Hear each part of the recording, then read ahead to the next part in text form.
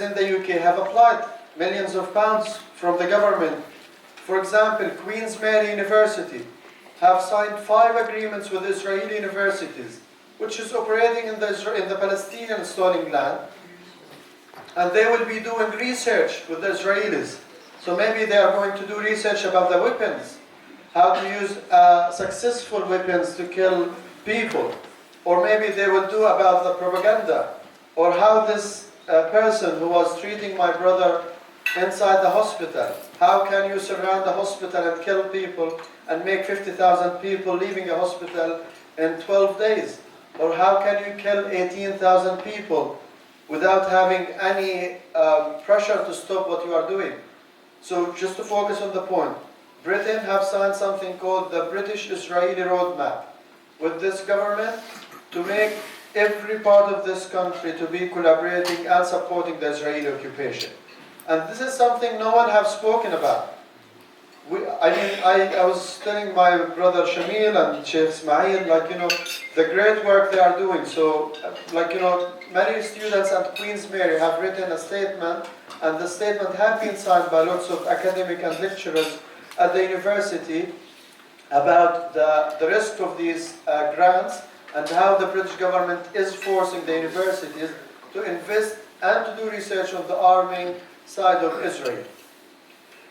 As a conclusion, what we want to do, we are in the most important time for Palestine.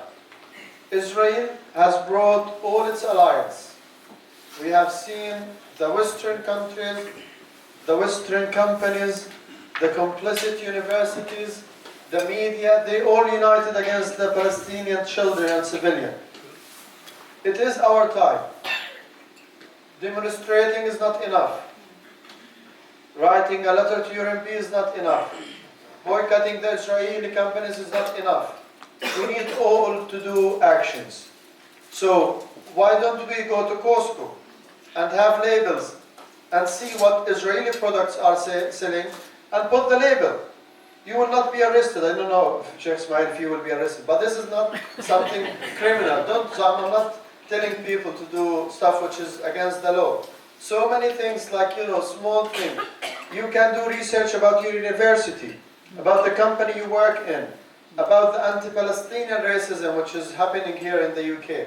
You can do lots of things to support your friends. Why don't we see Palestine flag without any word in the community shops? Are we afraid that the government will be putting more tax on us?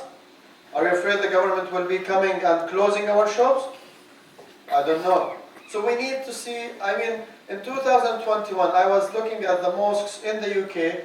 There were some amazing picture of the Dome of the Rock, and someone was holding the Palestine flag on top of it, and it was in most of the UK mosques. Now, should I say this? Yes, I will say this. I have spoken to one of the mosques after my friend Ahmed and Naouk's family have been killed. I called the mosque and I recorded the call. I told him, my friend have lost 28 family members, including his father, his brother, his sister. And we want to do Salat al-Janaza al-Ghaib. So we want to pray, because he couldn't pray on his father. And we want to do this after Salat al-Jum'ah. And the Imam said, we cannot do this. I told him, I'm recording this and I will be telling the community.